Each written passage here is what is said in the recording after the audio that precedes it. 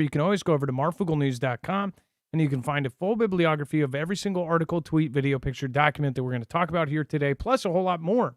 And if there is a story that is live and is happening right now, let us know in the chat and we will update it live. Now, remember, just click on today's thumbnail, Traitor or Not. Sorry about that, guys. Just click on Traitor or Not, Dystopia coming. And then, of course, you will find every single article, tweet, link. Now, on the bottom, there is overflow/web content. We'll talk about that at the very, very bottom and at the end of the show. So make sure to click on that as well once you get there. All right, let's bring in my co-host/internet brother, Dex James. What is going on and how are you doing today? Hello, Adam, and hello, Fugel fam. I'm doing just fine. So just a reminder, make sure to go check out all of our great mods at marfooglenews.com/friends. They're doing an awesome job in the chat. By the way, thank you all of the old school Fugel fam that are in the house right now, like 1IMB. Thank you, Tiff, for being here. Mystery School. We've got WIS Jen, Dank Bear. We actually have a lot of old school Fugel fam here. Larissa, I saw Lisa R. Hall, at least for the last news show, so I don't know if you're still here, Lisa. Thank you for being here. Kirk, thank you. Stop, Listen, Think. The Kegel. We got this Shiznito. We've got Tyler. We've got Heartbroken Survivor. Hey, nice to see you. And then KT Cleans a Lot. Hopkinson. Geez, I haven't seen you in a minute. DW David's Way. We've got Paranoid Times. Denise Martinez. We've got Fear Porn in the house. Again, wow. Old school Fugel fam. So I don't know why so many OG Fugel fam are here, but that is awesome. Thank you, Marfia. And thank you for supporting, and thank you for being here. All right, we have a lot of really crazy stuff to talk about, so we're going to get into it. First of all, furry hackers claim to have breached NATO and have stolen 3,000 files. The hacking group SiegeSec announced on Monday that it has leaked what are claimed to be more than 3,000 files from the North American Treaty Organization. In a post on Telegram, the hackers, who have previously described themselves as I just can't, gay furries, shared numerous screenshots of the data as well as the description of the contents. It says, we tend to have fun breaching intergovernmental alliances between large nations, the group wrote. And probably not the only breaching they do, but the data is said to have originated from the NATO learning management system and includes files from portals, including Lessons Learned portal and Logistics Network portal and the Investments Division portal, which is probably just an FTX router to SBF and to Zelensky, but who knows? Numerous reports contain notices indicating that their content is unclassified but intended for official use only among NATO and nations belonging to the Five Eyes Intelligence Alliance. You would think, like, this is for official use only. It's kind of weird that they're hacking stuff that's not classified, but technically connected with the Five Eyes intelligence and stuff. Sounds kind of funky. Dex, what do you think about, the fact that they even mentioned the Five Eyes Intelligence Alliance? That makes you think, right? It certainly does. It just sounds like at least the content that they've gotten their hands on is not something that the public would normally see. It may not be the highly sensitive classified information that might be inside the U.S. government, but it's certainly classified enough that it's allowed to be shared only with Five Eyes. So that's kind of enlightening. Be interesting to see what they actually do with it, and if anything comes of it that's spectacular or not. What was that? DW David's Way says 5 lies. Was that David Way? I didn't want to misquote somebody, say the wrong name. Back here again from Southeast Texas, John Baldwin. Hey, if you want to do a quick roll call, I appreciate that. And we find that if you basically say what state you're from, you don't have to be specific. You find other people from your state and you instantly have something in common, from the weather to issues with the local politics, whatever it may be.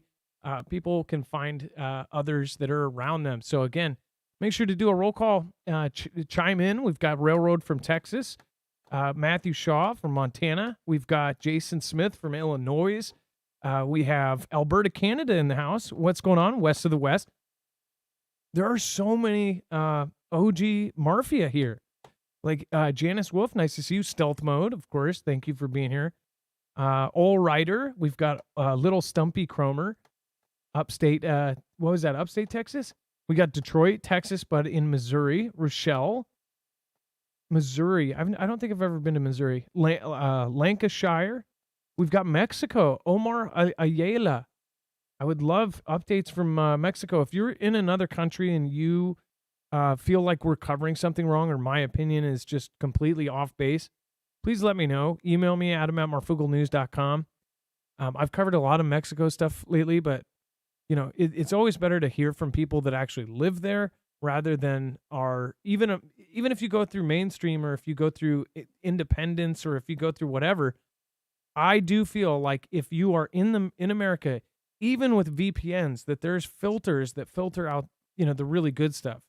I'm not I'm not good at I'm not a techie, so I'm not the greatest at trying to find the rabbit holes outside that. And I have a BS detector like most of you, but sometimes it's wrong. Sometimes we get information that's purposefully makes it to where we believe it and it sounds logical, sounds reasonable, but it's not. That's why we question everything, because right now there is so much Ganda going around. It's not even funny. This is funny. I mean, furries hacking NATO, that's pretty funny. But where are all of the other big hacking groups right now? I wonder if they are active right now, like the big ones. Some of the three we talked about a little bit ago that threatened to take down the banking system and stuff like that. Where are those? Are they actually doing big hacks, but we don't hear about it?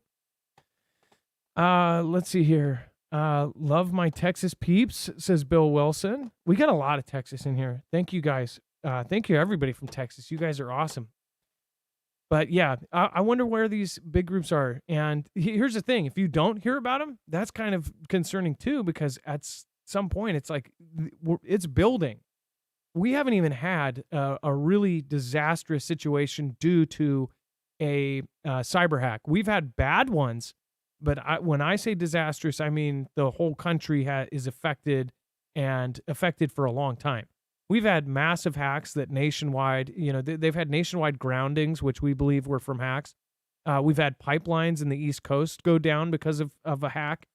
We've had whole casino chains go down and things like this, but it's not something that, it doesn't affect all of us nationwide. There are hacks possible, and what state actors and nation state actors can do, that's the kind of stuff that, preppers prep for. And we do believe it's going to happen. As we get more and more dependent on all of the interwebs and the smart world, it's going to happen. Every time that they turn over infrastructure onto something on a digital infrastructure, you're opening up another door for something to be hacked and something to be destroyed. At least that's my opinion. What's yours? Let me know in the comments down below. And then this is kind of crazy. So how police use location and search data to find suspects, and not always the right ones. So we actually have talked, by the way, local police stations, and I believe Seattle's testing this out now.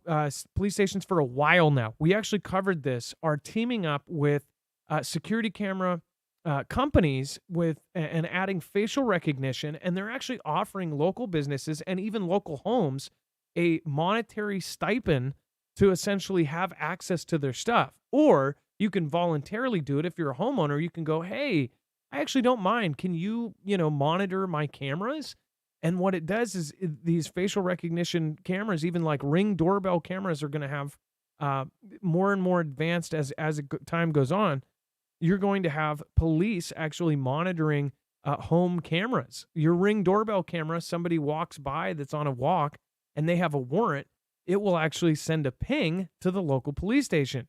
Now, it may not be exactly like that now, but that is exactly their plan. We've shown you the patents. We've shown you the actual press releases of what they are trying to do.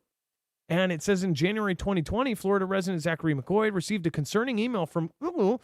Local authorities were asking the company for his personal information, and he had just 7 days to stop them from handing it over. Police were investigating a burglary, McCoy later found out, and had issued Google's what's called a geofence warrant. So we've talked about geofence warrants before, and this is why I tell people about off-grid bags and things like this. So say you walk into a 7-Eleven, you get yourself a Slurpee if you're gross, and you buy that Slurpee. You go out, you get in your car, you go home, and you watch TV. Probably something bad. Probably something, that doesn't have good writing. Uh, but again, 2 days later, all of a sudden, SWAT is at your door and they're trying to arrest you. What is going on is you have a geofence warrant. Apparently, somebody 10 minutes after you left 7-Eleven with your gross Slurpee ended up getting killed. And what happened is they put you at the scene of the crime via your cell phone. This is a geofence warrant, and this is happening more and more and more. We've talked about all the other ways that you don't even know that your smart home or your smartphone are basically implicating you in things like having any kind of dispute in your home. And if the police come in, they'll go, "Oh, is that an Alexa or a Google Home? Okay, and we're going to take that with us." These things are how people get implicated that are innocent in crimes. And there have been people that have actually gone to prison over their cell phone location. It says that the court-ordered warrant requested the company look for and hand over information on all of the devices that were within the vicinity of the broken into home at the time of the alleged crime. McCoy was on one of his regular bike rides around the neighborhood at the time, and the data Google handed over to police placed him near the scene of the burglary. This is exactly what I talked about, and this is the exact case. This guy's just on a bike ride around the neighborhood, and little did he know, he's basically riding by a house, and that house is literally getting burglarized at that time. Somebody's probably breaking in the back window, and the cell phone towers are catching him at that scene of the crime. Dex, this is super alarming that people get pulled in just because they were in a near area. And it's like now this kind of thing, especially they probably saw that he was not driving as fast or not moving as fast as a car, walking around, put him in the area, and then they snatch him up. That's true, and this is not it's surprisingly not a new thing in the sense that they've been doing it, but it's becoming more aware to the public that they're doing it because more and more people are getting, drawn into these geofence warrants, and it's becoming more, alarming for folks to be like, "Hey, what is that? Because it's never happened to me before, now all of a sudden, you're being, questioned and potentially detained or even worse, even potentially implicated because of the location you were at, from your cell phone." And in this case, obviously, at least as the words say it here, he had nothing to do with it. He was just riding his bike, but he gets pulled in and as part of the one of the suspects for this crime. This is why we recommend not having your and by the way, you can turn off your all your stuff and it will still implicate you. We already know, and we've covered this because the alert is going out tomorrow, and everybody's talking about it, about how you can avoid having signals pinging your phone all the time, your location. This is good enough reason. Now, a lot of people don't like putting their phone in stuff like this. This is off grid. People don't like putting their cell phone in stuff like that because then they don't get phone calls, they don't get texts, they don't get anything until you pull it out. But this is more and more reasons why you have to understand that is literally your tracker. They are tracking your every single move. And if you you drive by the wrong house, or if you drive through the ghetto and you don't know, 2 minutes before you drove up to the stop sign, somebody was taken out and is lying in the bushes. You could be pulled in for that. That's why I advocate, and many of my friends are saying, please be careful about where your cell phone goes, or just don't bring your cell phone with you. If you're going somewhere, again, it's up to you, but I would highly recommend something. People go, "Oh, well, I wouldn't be safe if I don't have my cell phone." People went without cell phones for decades and decades, centuries and centuries. Okay. People are like, "Well, it wouldn't be safe. How am I going to call somebody?" No, that's how people lived before cell phones. Again, though, it is kind of messed up, though, because there's no pay phones. But any person you see is going to have a cell phone, and most likely you can ask somebody else in the case of an emergency. But Dex, go ahead. But, depending on the nature of your tiedness to a cell phone, I mean, you can treat it like a payphone. You can keep it in an off, not an off position, but in a bag like that where it's off grid, so to speak, literally not communicating.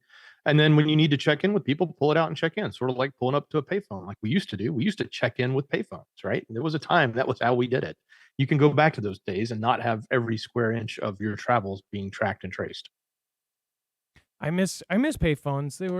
Did you ever walk by a payphone and have it ring and pick it up and it was actually somebody? I Oh I, yeah. I did. That was like, hey, is Terry there? I'm like, what? What? I don't know a Terry. Why are you calling this number? You know what I mean? And Chipotle tests automation for burrito bowls and salads. Most people don't care about this. I personally care because the more automation we've over the last 5 years, I've covered all sorts and all types of automation from burrito makers. And in fact, this same company, Chipotle, actually did a couple years ago, which we covered. They did a machine that makes chips, and it was called Chippy. No joke.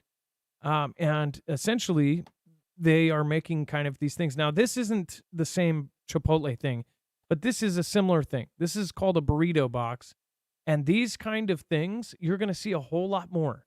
Now, we saw ideas like this, especially launch during CV. There was even, ideas of Domino's was going to make Domino's boxes like this during CV, so you wouldn't have to have a human make it, right? Then nobody wanted to catch the V, right? But as far as automation, it is taking jobs.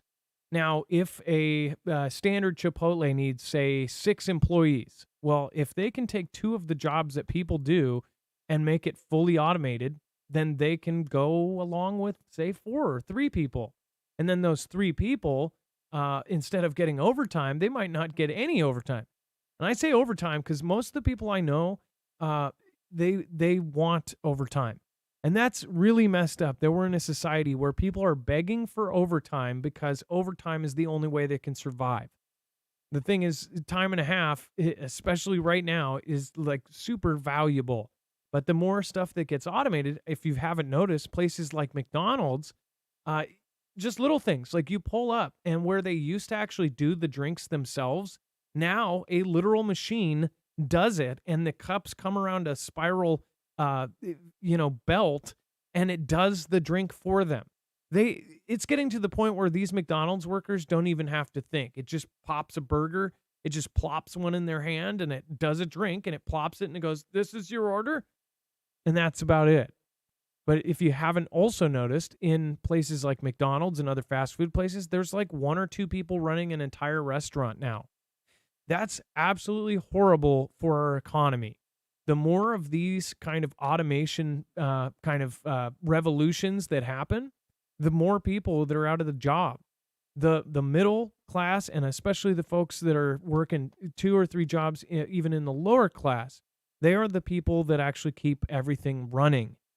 But essentially, these companies don't care. This burrito box doesn't have an L&I claim. It doesn't have complaints. It's never late, and it doesn't have any bad problems that they have to deal with. It doesn't have family drama.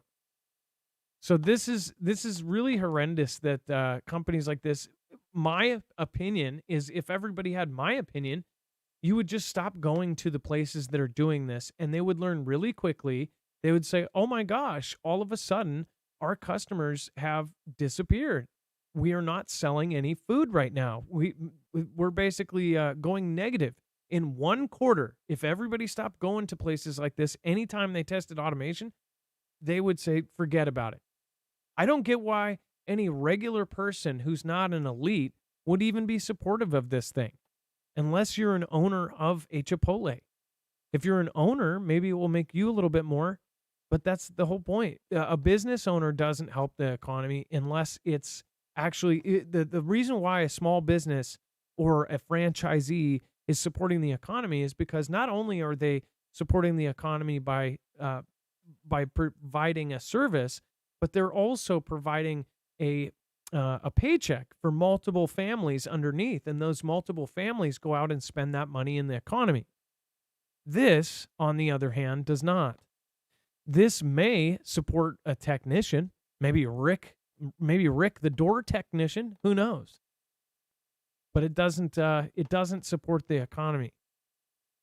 Maybe there will be a new economy. Maybe Just like 5, 6, 7, 10 years ago, everybody's like, oh, you got to get your teenager into coding.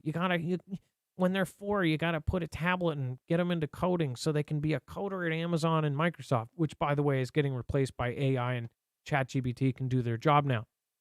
Maybe next there'll be technicians, and technicians will be the new thing. Robot technicians will be the new thing in 4 or 5 years. Who knows? What do you guys think? Let me know in the comments down below. Do you support places that are going automated, even if it's just a little bit? Let me know in the chat. Terry B6.0 subscribed. No offense, Terry. Oh, Terry, who's that? A literal Terry subscribed. No offense. I mean, I don't know if somebody was trying to get a hold of you on that payphone, but and then Wookie Goldberg. Wookie Goldberg. Thank you for this subscribe. And then BC Steelhead Header 09. Thank you for subscribing. You got a Star Wars name. Did you get the Rick the door technician joke? Okay. Good. Before we move on, I want to remind you guys, if you want to protect yourself and protect your cars and your trucks from an EMP or even a solar event, this is a device that you can wire in less than 10 minutes and protect yourself. You'll be able to get out to bug out or get home to bug in. If you work far from your family, this is a really smart move, because if you wire this into your car or your truck or your boat, motorcycle, even your generators, your Energy Flex 1500, even your ham radios or your home, then this will actually ground the signal in less than 500 trillionths of a second before it's able to fry your car or other device. This is, again, the same company that is actually outfitting agencies DHS, DOD, and they are officially on the DEMSO team helping protect the Texas grid. So they are Keystone Military tested. It's a veteran-owned company. It's made in America. And again, it has, really, I don't think there's anything close to it. So marfugglenews.com/EMP. You get $50 off per device when you go through us, and you help support us. Again, we are independent, completely independent. We don't have a multi-channel network, and we're on our own. So thank you guys for supporting. And again, thank you for thinking of us when you go get it. Otherwise, though, this is something that if more people had, if everybody had it, we would be in a way better position. I mean that if all of us were protected against EMP and CME, then it wouldn't even be an issue. It wouldn't even be an afterthought. People wouldn't be thinking about it, worried about it, whatever. As it sits, though, we are extremely vulnerable. Our government isn't doing nearly enough. And they say 90% of us would perish if we have a grid down scenario in the United States. EMP shields could do something about that if everybody ended up doing it. But obviously, that's not going to happen fast. And then perhaps he really is our agent. Russian state TV celebrates Elon Musk as Elon the Muscovite after he posted UKR war meme mocking Zelensky. We actually showed you that meme last night. And Dex, could I grab the link for that? It's this meme that basically says, I don't want to paraphrase it, but it says, what is it? Yeah. What is the quote? It may be pictured down below. I can't remember. But if oh yeah. When it's been 5 minutes and you haven't asked for $1 billion in aid. So, first of all, the people, this is the headline. This is what they will do.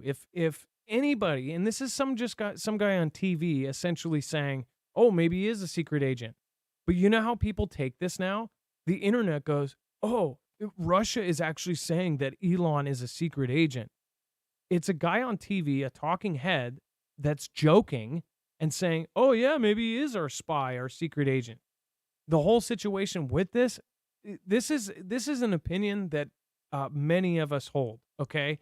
This is something that everybody is kind of torn about. It is a political issue now, which it shouldn't be. It should be the fact is anybody who is living in the United States, we are already watching our kind of economy collapse. We're watching our economy slow. We're watching the debt grow. And of course, we're watching money fly out the door. At the same time, we're watching local places burn And there's tiny, tiny amounts of money going to fix infrastructure and to potholes and to things like this.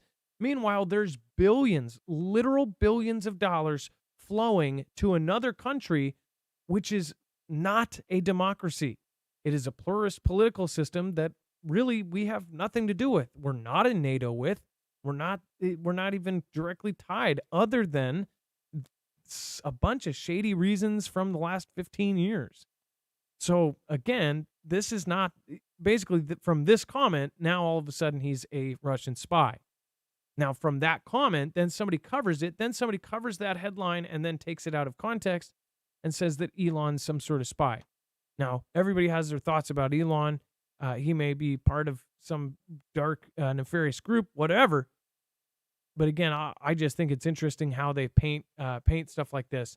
This is actually the first one. Then you're going to see other articles basically grab that part out of context and say that they're admitting he's a spy. It's just I think it's so stupid how the mainstream media is all so predictable. And then Russia mistakenly doxed its own spies and secret bases by uploading their addresses on a public city hall website. Dex, do you want to go over this one? Yeah, how and while I do that, there's a couple articles that you asked me for before the show. They're in screener if you want to grab them. But yeah, get this. So they mistakenly doxed their own people. They put them on the public city hall website or the equivalent to that. They put their addresses, they published all their information, obviously a mistake. But in the process, once it became public, it was quickly grabbed up. So one of these types of events that pretty much burns a bunch of potential covert agents that may have been, able to do their job, that are no longer going to be able to do their job, and they're going to have to do it in, find a desk job, I guess, because they can't, once they've been discovered, they've been discovered. So, and who knows what else will come from that. I'm sure most of it will never see the light of day in the media. We only get the surface level of it, but definitely a big screw up on their part for putting this out there and making it public by accident. But it's not the first time it's happened, probably for them, and it's not the first time it happened for us. We've seen it in our country as well, whether it's done intentionally or done inadvertently. We certainly have seen information like that get out, and it kind of throws a monkey wrench in whatever operations those covert people were doing. And there's speculation that Russia, and this is the discussion that happened before the show. Dex and I were talking about this, and just my thoughts on how the headline is: Russia aims to bring winter and blackouts early to Ukraine with targeted attacks, right? This is coming out of the Los Angeles Times. And essentially it's saying that their Moscow's signature strategy of the last cold winter weather season is already being unleashed again this year in the form of thunderous barrage of strikes that Ukrainian officials said targeted electricity infrastructure in several parts of the country. The September 21st attacks, the first of their kind in 6 months, caused partial blackouts in half of a dozen provinces, including in the capital region. It was an ominous sign of things to come and a reminder of hardships past. Now, last year when all this stuff went down, we saw all sorts of articles and videos and pictures talking about how people were sitting in the darkness for weeks on end. We saw pictures of folks in their restaurants with candle lits and trying to still serve people and things like this. As far as the electricity and things like this, I just think it's, they speculate about all of this stuff. They're saying that this is probably going to happen again. It probably will. And again, this is before the events happen, right? So we'll see in the next couple weeks if this does happen. But this will also be a really big, another escalation that is probably going to happen in this timeline. Also, we're watching over the winter. It's actually going to hit kind of a lull for physical fighting, and it's going to have basically all of these kind of missile barrage type attacks. We're going to follow this all the way into February, where NATO is doing some of the largest drills in history. In fact, the largest drill in history. And some folks believe that they are actually lining up to go to war in February. So I think it's more important to follow, like, how this is going to play into everything. We don't exactly know what the truth is with UKR or with Russia, what really happens. The Western media is going to paint it, whatever strike it is, they're going to say this was targeting civilians. They're evil. They're putting all these people out.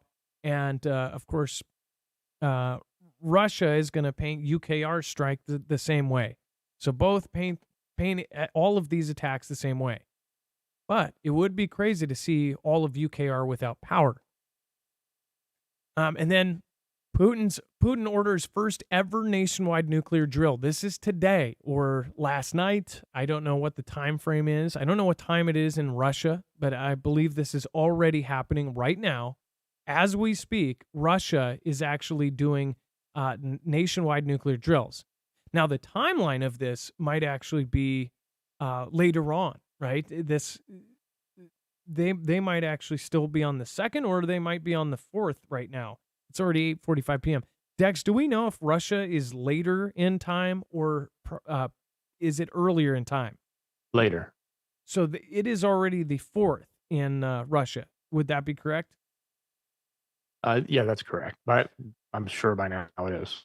So this is going on right now, and essentially what they are doing is they are having all of military, they are having governmental agencies doing massive nuclear drills. And the scenario that they are doing is essentially they are practicing, and the fake scenario is that 70% of their country has been wiped out.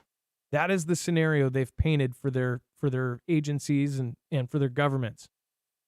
They're essentially saying that the mobilization is over and there's contamination, and this is what they're actually drilling for.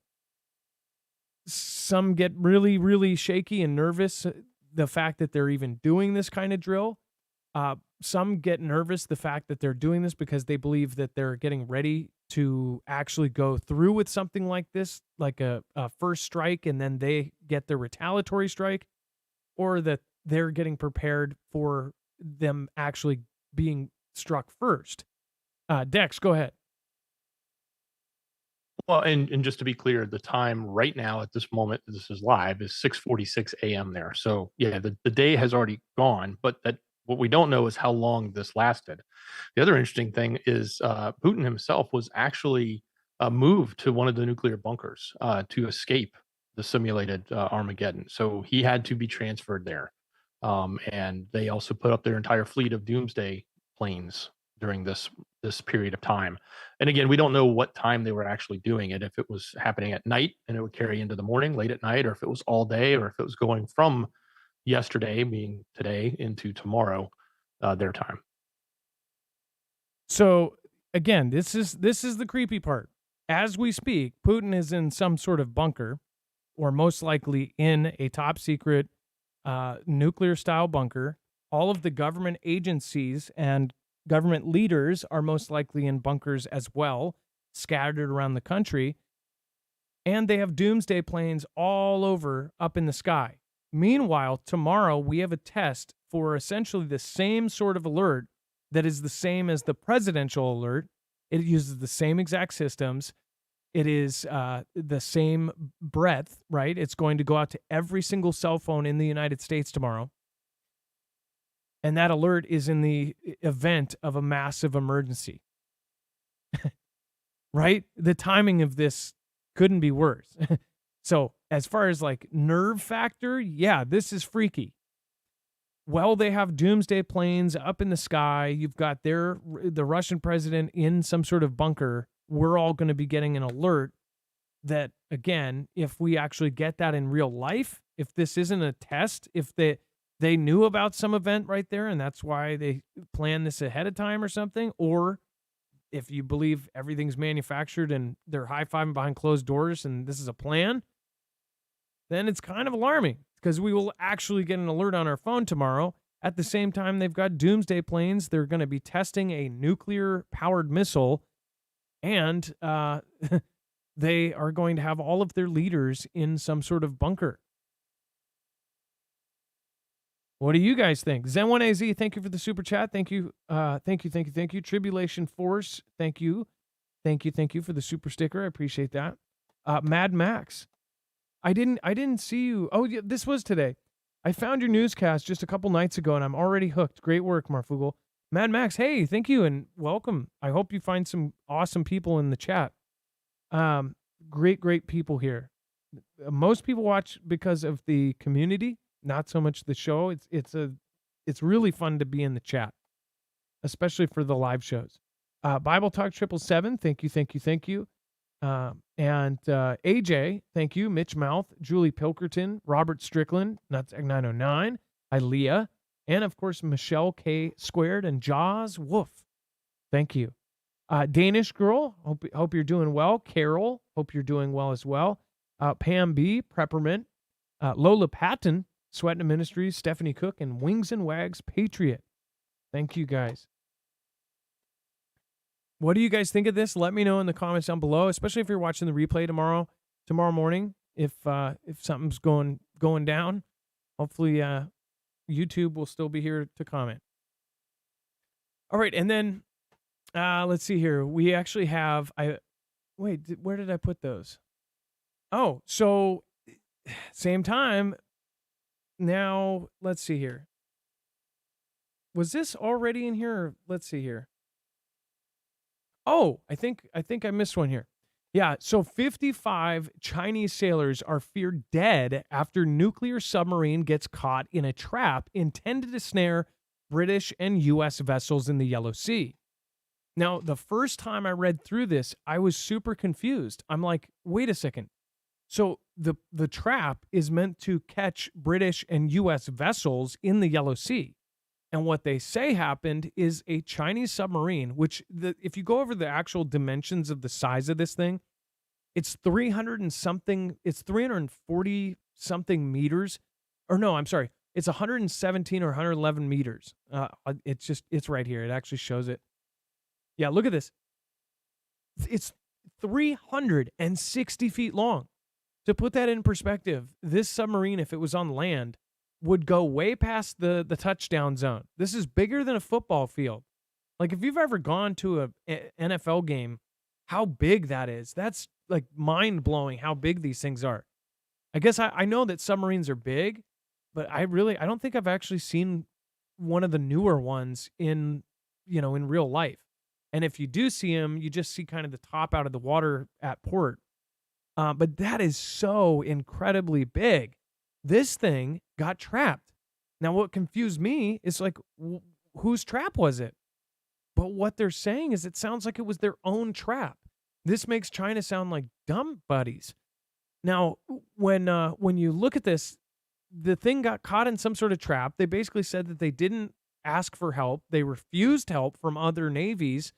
So maybe it was because there was top secret stuff. But they say that 55 sailors at least are feared perished because their submarine went into their own trap. Unless I'm reading this wrong. It says, according to a secret UK report, the seaman died following a catastrophic failure of the submarine's oxygen systems, which poisoned the crew. It says the captain of the Chinese PLA Navy submarine 093417 understood to be among the deceased, as were 21 other officers. Officially, China has denied the incident took place. It also appears that Beijing refused to request international assistance for its stricken submarine.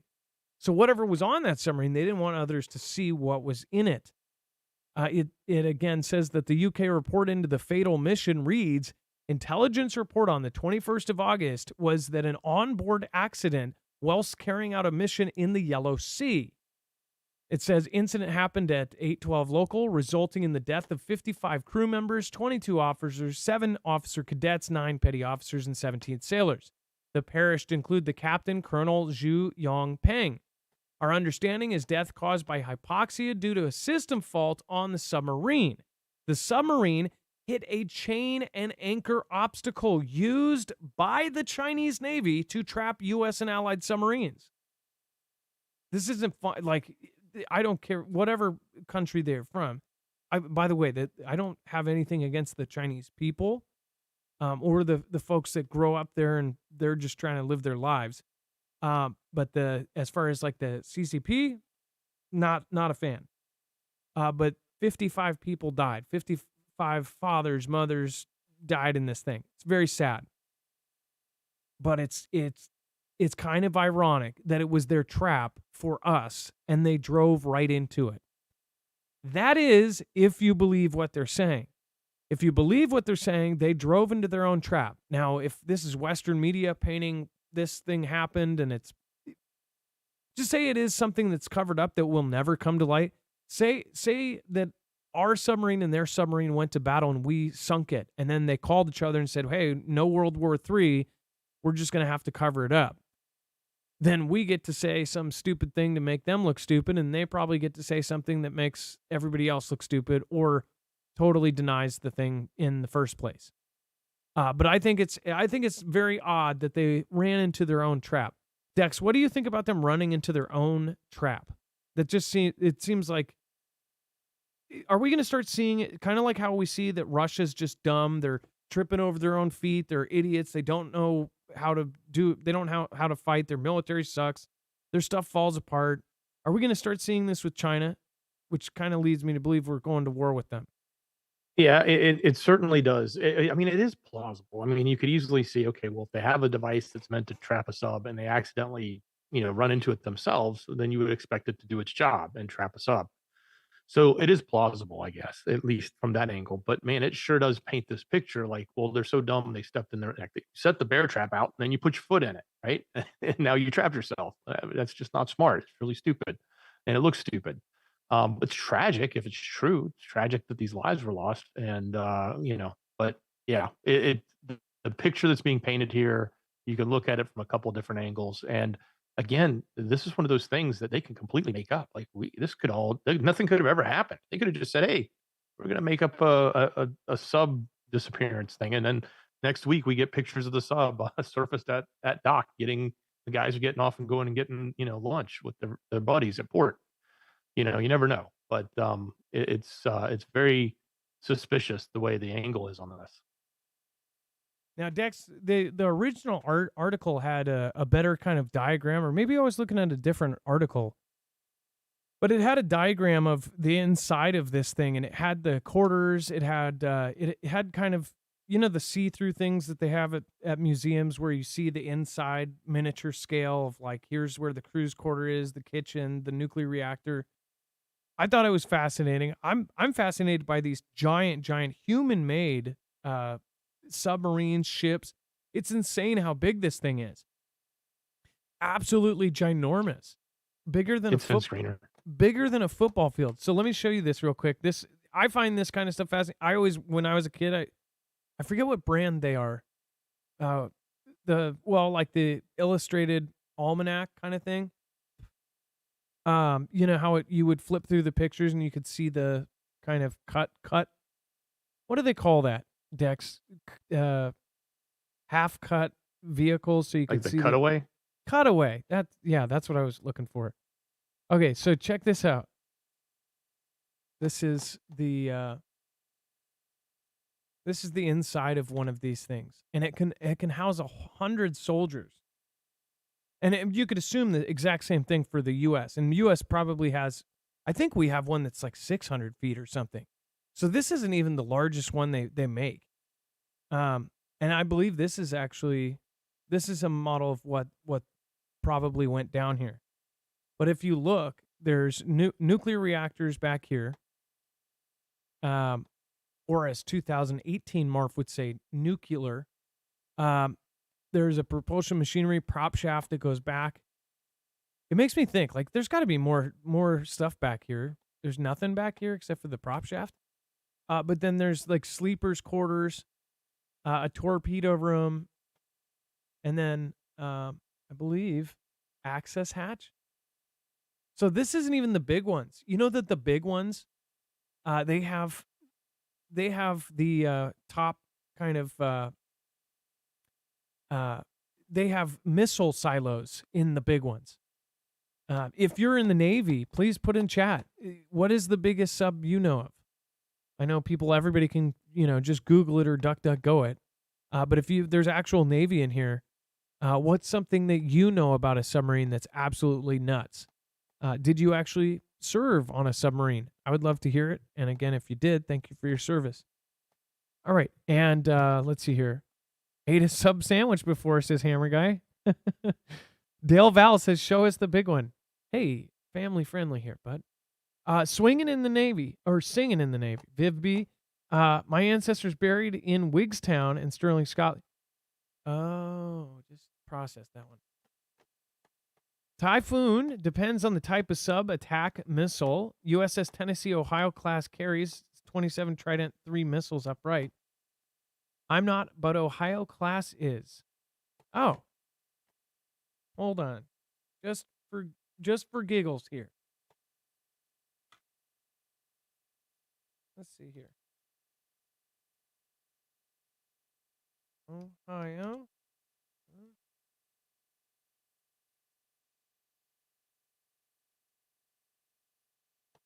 Oh, I love it. And I put the word in cutaway, and it shows me an actual cutaway. Look at that. That is incredible.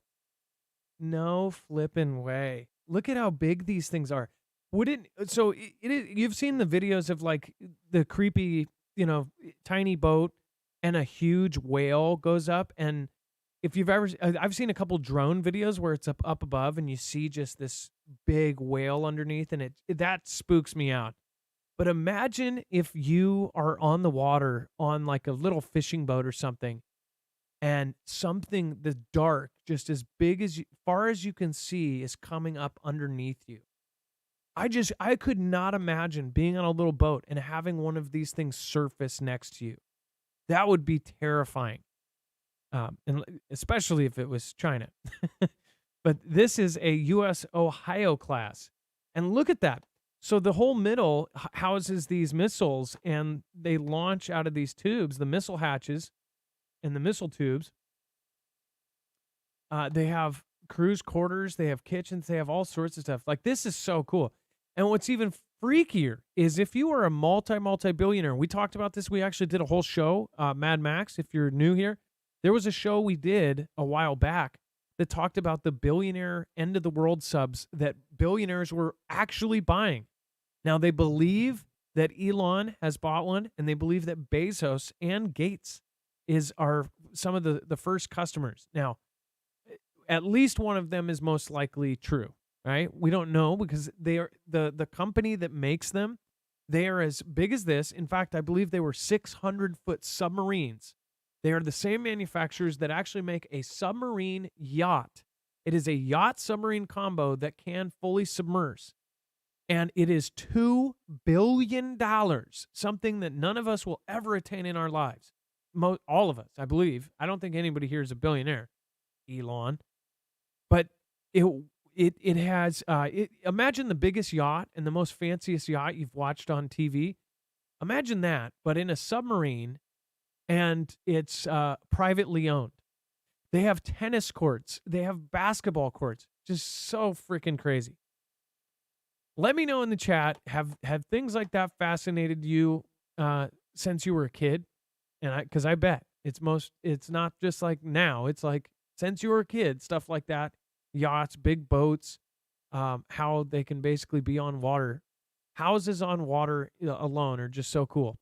All right. And then this is, where did I put the Filipino stuff? So this was breaking right before the show, and I believe it was probably, it said 7 minutes old and one said 20 minutes old. So it probably happened a few hours ago, or who knows. Sometimes mainstream is behind. But South China Morning Post posted about half an hour before the show, or 10 minutes before the show, that three Filipino fishermen actually perished due to a Chinese foreign vessel smashing and ramming them. So Filipino civilians killed by possibly China Navy or a Chinese-owned vessel, and it rammed them. We don't know if it was an accident or at least as of this. Dex, can we see if there's any updates on that, by the way?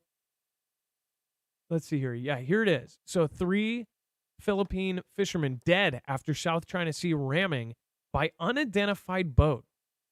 Huh. Sounds like a Fantastic Freddy waiting to happen, right? It says 3 Filipino fishermen died after their fishing boat was rammed by a still unidentified foreign commercial vessel while crossing the South China Sea, the Philippine Coast Guard said on Wednesday. The incident occurred on Monday while the boat was transiting waters 85 nautical miles northwest of the disputed Scarborough Shoal. It said in a statement, 11 crew members survived after the boat sank. Tensions around those waters have recently flared up after the Philippines said that it removed a 300-meter or 900-foot-long ball buoy barrier installed by China's Coast Guard near the Scarborough Shoal. So China actually put 3 football fields long a ball buoy barrier that's basically said, hey, this is ours, right? Near the Scarborough Shoal, a prime fishing spot in one of Asia's most contested maritime features. It is where all the locals actually get their fish, right? The strategic shoal, named after a British cargo vessel, ran aground on the atoll in the 18th century, was seized in 2012 by China, which has maintained a constant presence of Coast Guard and fishing trawlers there ever since. Now, quick reminder, China's fishing trawlers are hooked up with 50 cal weapons on them.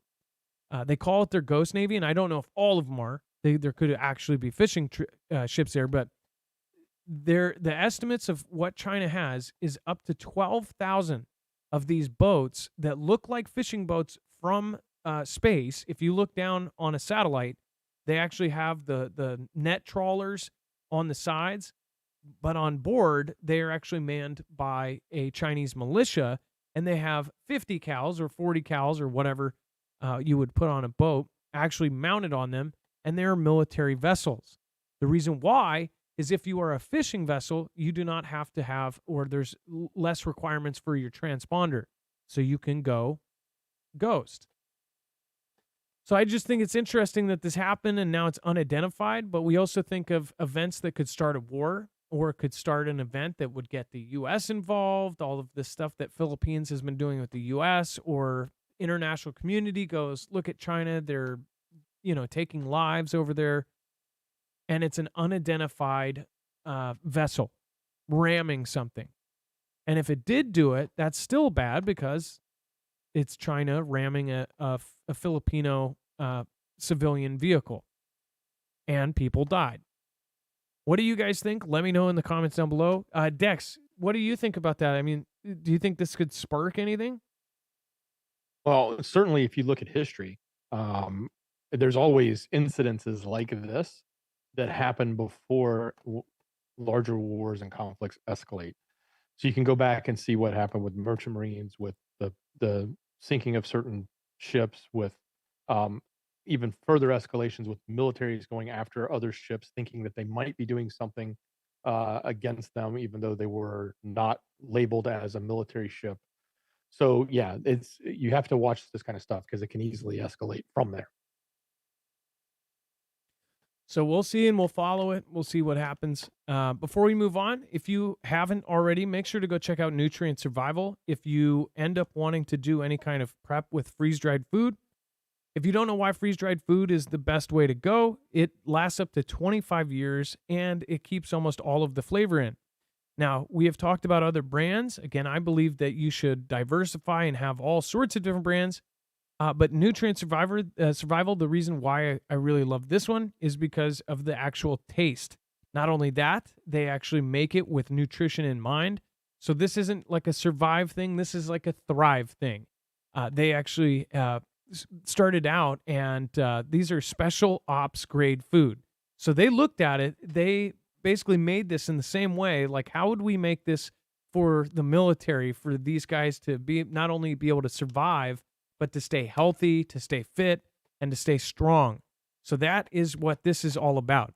Not only that, obviously with the they have, in my opinion, They have some of the best actual packaging and organization of their whole kit. But as far as the taste of the food, I would eat this on a normal, a normal day. As far as I have, as far as like if a CV thing happened like this again, and Costco and every store had a 4-hour line, I would definitely dip into this. Now, other food is definitely great. There's all sorts of other brands. I have suggested brands that are affordable that will get you by, that you can get a whole lot for a whole little. This is kind of the reverse end of things. This is the extreme quality, and it is an absolute just a wonder for the food. You could use this for your regular food supply. You can rotate this in and out. I really, really, really enjoyed this. Alaska Prepper actually had them, it was like a year ago, send me some stuff. So it's taken a while to get them as one of our affiliates. It is absolutely amazing food. So if you haven't tried it, or if you want to just get a little bit, you can go either way. You can go bulk, you can do this, you can do that. Go over and check out their website. You can go marfooglenews.com/NS, and you'll actually save 15% with the code MARF. That's a huge discount, especially freeze-dried food has been going up and up and up. It's actually tripled in the last 4 years. So if you buy this today, it will still be good until 2052. So you'll be also protecting yourself against inflation. As far as you get freeze-dried food now, again, you'll have 25 years. If it triples again or quadruples in the next 3 years, you'll still have 22 years left on the shelf, and you'll still have your food. Some folks look at it as an investment. I would just say if you do not have any extra food, this is like an insurance policy for food. You have insurance for everything else. You have insurance for your house, for your car, for even your electronics that you buy at Best Buy. But a lot of people have 3 days worth of food in their house. That is silly to me. So go over to marfooglenews.com/NS. This is some of the best tasting and most nutritional freeze-dried food on the market. So go over and check it out. Special ops grade survival food at marfooglenews.com/NS. Okay, this is crazy. So we talked about this over on Marfoogle News, and I'm really excited because we get to have kind of your feedback. I don't really do the chat on the news shorts because I try to keep it short and to the point, but I'd love to get your feedback on this. There's going to be all different kinds of opinions from, oh, who cares? Oh, they were this or that. But I see this as proof that they know something that we don't. And you can look at it many different ways. Sam Bankman-Fried, essentially him and his brother, were in the very top tiers for quite a bit. In fact, they were schmoozing with some of the richest people in the world, people that are so rich that they don't list on Forbes because they don't want their names mentioned, and they know the people that own Forbes. Or the Chinese company that owns Forbes, whichever one comes first, right? Sam Bankman-Fried's brother tried to buy an island. Didn't just try, they were lining this up, and the reason is the most disturbing part. So it says, according to a memo between Gabe Bankman-Fried and an unnamed company executive, and by the way, the only reason we know this is because there's a lawsuit against SBF and Gabe, his brother. And under this referenced in the lawsuit, it says, which is seeking billions in damages, the brothers' plan was to, quote, purchase the sovereign nation of Nauru in order to construct a bunker/shelter that would be used for some event where 50% to 99.9% of people perish to ensure that most effective altruists survive. Now, this is silly to us, right? We don't think like this. And again, Dex, when it says most effective altruists, right? I guarantee you that the people at the very top, they think of themselves as not only better. It's like every stereotypical movie about you see these snobby people that think they're better than you. That's not a silly wives' tales. The reason why somebody like Elon sticks out, at least to the public, he seems like a normal guy. He seems like a guy that you would go and grab a beer with, right? Most of these people don't even act like that. Maybe he's acting like that so people like him. I don't know.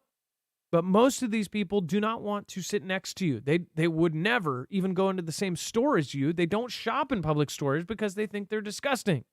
They don't go into low-end restaurants. They don't go in any restaurant unless it's the top tier.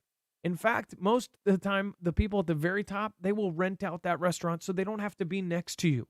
They think you are a disgusting piece of stuff on the bottom of their shoe. And this is really how they think. I have at least met two people that were up this high, and it was just because of I was serving and catering as a grunt worker. And I've also been actually three because I've actually had the experience of being around one of I was downtown Seattle when one of the princes came through, the oil tycoon princes.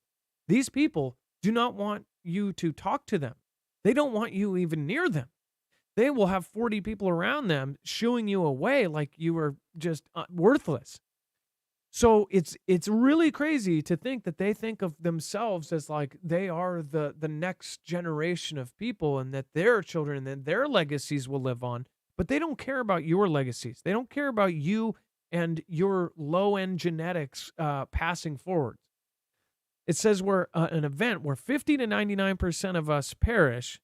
And it says the post-apocalyptic island sanctuary, the memo continues, would additionally allow the surviving brothers to develop, quote, sensible regulation around human genetic enhancement and build a lab there. And it says, adding that there are probably other things it's useful to do with a sovereign country too. So you go, oh, then maybe it was just a back and forth, like, haha, yeah, we could do genetics. Nobody regular goes, well, wait, wasn't he just like a crypto guy? What? He's not going to know about labs. Well, does Mr. Gates know about any of that stuff? This is what billionaires think about. They have the power to start whatever they want, and they know the people to do it. Dex, go ahead. Just a reminder, and I know not everybody will pay attention to this when it happened, but as we think about how connected he was invited by Hill and Bill, you know who I'm talking about, from Arkansas. They invited him to the foundation. They invited him to events. His headshot was placed alongside on their foundation website with Matt Damon, Gavin Newsom, Melinda French Gates, Larry Fink, and others. That's who he was in the circles of. So, along with that former president and former uh, Secretary of State. Yep. And these guys. So you know that there's way, and then of course all this stuff that's going on right now with Russia and UKR, S, SBF and this whole thing was totally involved with UKR. Massive amounts of official money went through this. They were like, "Oh, this is the safe way to do it," and then it fell apart. I mean, come on, people. That's why it's so freaky. Because if you're like us, many of us in this community, it's like we. If you told this to a stranger, they'd go, "Okay." They roll their eyes at you, but the more that you follow this stuff closely, and the more that you read and you follow this day by day, how can people come to any other conclusion that there's something big coming? But not only that, it's not like the end of the world. It's more like they want to clear out people. They want less of us, or if there are people like us, they want us in separate areas. Do you guys know like what happened with segregation and what happened with previous German countries and things like this? There are people right now that have billions and billions of dollars that are at the very top of the food chain that still think like that. They just aren't public about it. And they go about their ways. They're playing 4D chess with all of our lives. All of these future things that are coming, these are all real things that are coming. The restrictions to travel, all of these things are actually being done under certain guises. The whole narrative right now, whether it's true or not, they say that by 20, 30, 31, all of this, that they want to do all of these things to save the world. At the same time, they're going to say, hey, you can't travel across state lines. If you travel across state lines, you're going to have a big footprint and it's going to hurt. And we can't do that. We're all going to perish in 5 years if you do. In fact, we're going to have you sign up and you can list whatever travel you need to do and you can travel this much. And if you go over that amount, then you're going to have to pay a fee. Oh, you want to take a plane? Oh, well, unfortunately, plane fuel really hurts. This stuff is all coming. And what can change the system and totally break down all of the protections we have, all the freedoms we have? Guess what breaks that down real quick? A world conflict. A conflict, a straight up, everything is reset. And then what do? They build it back, what? Blank. Build it back blank. And you tell this to somebody else, and when you say, well, look, they're putting it right in our face. If you tell that to somebody else, you're like, oh, yeah, sure. They're just going to tell you right up front what they're doing. Yeah, they are, because this is a joke to them. They literally can. They laugh about this. These are human beings with senses of humor, and absolutely dark ones at that. It's all there for us to see, and I think that I guess I've been tired of like being judged for thinking this kind of stuff for years, and it's just like, why are people so? Here's the thing, and I've said this before. If you were able to have some of your friends and families like sit down and literally read all the things you read, watch all the things you watched, see all the stories, all of the articles, if you could sit them down and line them up with 100 articles, I guarantee any one of you would be able to convince anybody that you to think like yourself, right? But will they ever do that? No. Nobody's ever going to sit down and read it with you. You could send as many articles to your friends and things like this. They might read 1 out of 10 and they won't get the context of it and they'll go, okay, sure, buddy. But if you follow it, and I know all of you do because you watch the show every day and we all do this together, it's unbelievable how clear it becomes what's going on right now. We're waiting for that event, and it's going to be predictable. We're going to have a Pearl Harbor 2.0 that pulls us in, and then all of a sudden, it's going to go south from there. It's going to go sideways really quick, and that's why a lot of us are prepping. It's not the end of the world. It's the start of their really disturbing new one. Dex, do you want to talk about in the first ever for space junk? Dish Network was fined $150,000 for leaving a retired satellite to orbit indefinitely in the wrong place. First ever. We've never reported anything like this before. But apparently the FCC is now going to go after these commercial operations that are up there if they're leaving space junk, because we've talked about how much of a concern it is. It's also a concern that they're putting so many more satellites up, not just handfuls, but 5,000 plus fulls at a time. It seems like they're cranking them up. And the more that goes up, the more debris that's floating around there. It causes, obviously, the debris will cause problems for existing and future devices that are placed in low Earth orbit. But it also, if they don't take care of the equipment that's up there and find ways to dispose of it properly, when it's at the end of its life, so to speak, then they're going to get fined. And I guess we've got what looks like the first ever. So now we know what the bill is going to be if you leave space junk behind. It's about $150,000. I don't know if that's, if it'll end there, if it'll grow higher. I kind of think that when you look at some of the operations of these companies, I mean, Dish Network, that's probably a drop in the bucket to them. I'm sure they're like, okay, 150 grand, so we don't have to clean up our mess.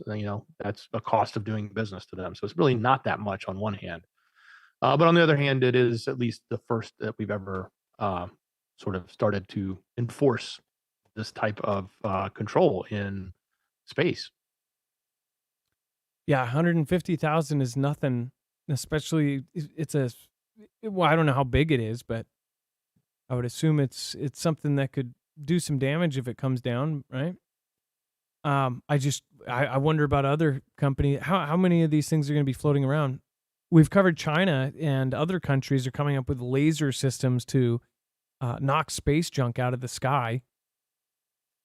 What a world we live in. If you accept the facts just as the world says that these are just accepted facts, we live in such a crazy world. Like, it's absolutely nuts. Statewide test of Hawaii's outdoor warning siren system on October 2nd. Dex, you can also go over this one as well. So it's already October Yeah. 3rd, How but about this? check it out. If you live in Hawaii, not only are you going to get FEMA hitting you up tomorrow, but yesterday or today, depending on what time zone you're in at the moment, you had to deal with this one as well. So they conducted, and they also used the EAS system. So they did a broadcast, audio broadcast across all of EAS, and they also sounded the sirens. Now they say it's a test. Obviously, it's not like we've seen in the past where they had the false alert that went out. But it's kind of the timing. It's just like, wow, all this stuff is piled up on top of each other. I could only imagine you're dealing with this in Hawaii, and given everything that went on without those sirens going off when they should have in the past event. So Well, and I love how they call it. It says the monthly test of the, let me just highlight this, all hazard. Now, what do you guys think is all hazards, right? I don't know. Would a fire fall under a hazard? And would that be under like all hazards? All hazards seems like it's kind of all encasing, right? All encompassing, all hazards. So they get a monthly test of a statewide outdoor warning system, but they didn't get one for a fire. I don't understand. It's just everybody still scratches their head about this, and everybody's pissed off because nobody believes their stories. Nobody. They have an all-hazard statewide outdoor warning system, but they don't use it when there's a real emergency. Absolutely disgusting. And then scientists just made a huge leap forward in bringing animals back from the dead. So, first of all, since Jurassic Park came out, a lot of people watch that movie and wonder and go, wow, that's actually seems like a realistic thing. Taking the DNA out of a mosquito that was caught in amber. Like, the thing is we've covered stories where they're actually trying to do this. There was an article we covered a few years ago that actually said that we will see dinosaurs cloned in our lifetimes. And it was speculation, and I don't know if that will happen, but earlier this month, scientists announced that they had extracted RNA from the remains of thylacine, aka the Tasmanian tiger, which again is extinct, right? But it went extinct, I think. Does it say in here? Let's see here. When did it go extinct? Was it was it in the 1900s, early 1900s? Or am I thinking of a Tasmanian something else? It says the RNA might be tiny, microscopic, even, but the ramifications of this extraordinary success are significant for de-extinction efforts. It says bringing back species that have disappeared has long been a fascination for scientists and science fiction writers, but progress has been slow, in part because DNA is only part of the story. It was almost 40 years ago in June 1984 that researchers from University of California at Berkeley announced that they had extracted DNA from a scrap of dried muscle tissue from the remains of a quagga, an extinct subspecies of the modern zebra. In the decades since, these vital building blocks of life have been extracted from myriad long-lost species, from mammoths to aurochs to extinction's ultimate poster child, the dodo, and even our own relatives, the Denisovians, although no one is suggesting resurrecting ancient humans. However, to truly bring back an extinct animal, our DNA is not enough. DNA, or a bunch of stuff I cannot say, is the body's blueprint. DNA in cells contains all of the information required to build an entire individual coded in chromosomes. But to do so, they must specialize and form particular types of a cell, a process known as gene expression, and this is where RNA, or a bunch of other stuff I can't say, comes in. It is the architect transforming those plans into a living creature. And now Dr. Emilio Marmol Sanchez and his colleagues have extracted, sequenced, and analyzed RNA from the 130-year-old remains of a Tasmanian tiger. The feat is not an easy one, given RNA molecules are much more fragile than DNA, sometimes thought to begin decaying within hours of death.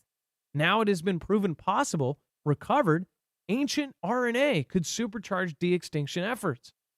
But it's a big but. There are still questions to answer before bringing back a species from the dead, aside from many other momentous scientific steps required.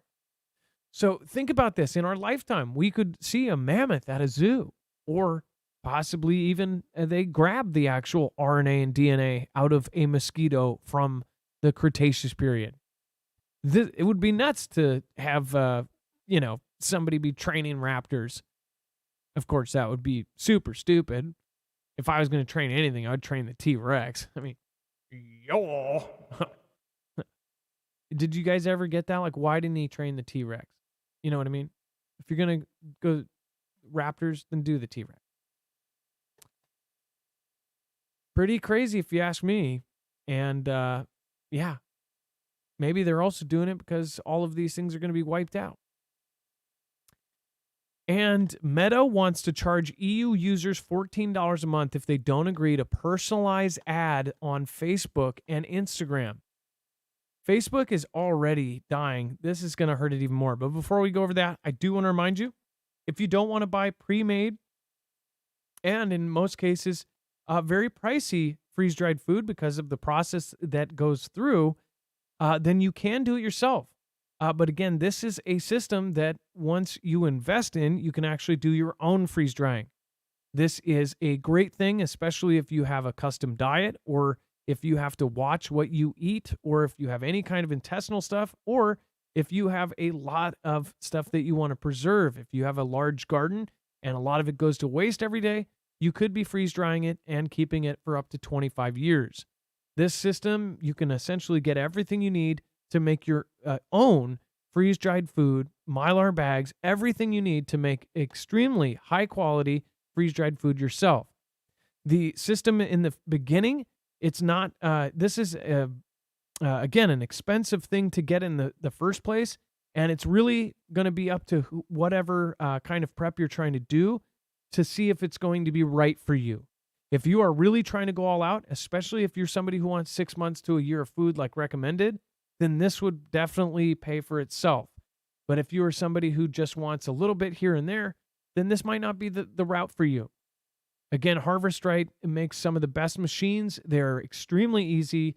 They're pretty much set and forget type technology. And right now they're $300 off on the Pro models. So make sure to go check them out. It is the best way to preserve food. It keeps in all of the flavor, and it can last up to 25 years, over 2 decades. And you can add water or cook in water, and you get essentially all of the flavor that you had in the very first place, and it's safe to eat. Marfooglenews.com/freeze. Again, you'll not only save money, but you will also be helping our channel as well. There's $300 off on the Pro Series right now, so make sure to go check it out. And then as far as Meta, isn't this funny, Dex? You actually called this. I don't know if you realize that, but you called this after Twitter started charging $8 for the blue stuff, the check mark.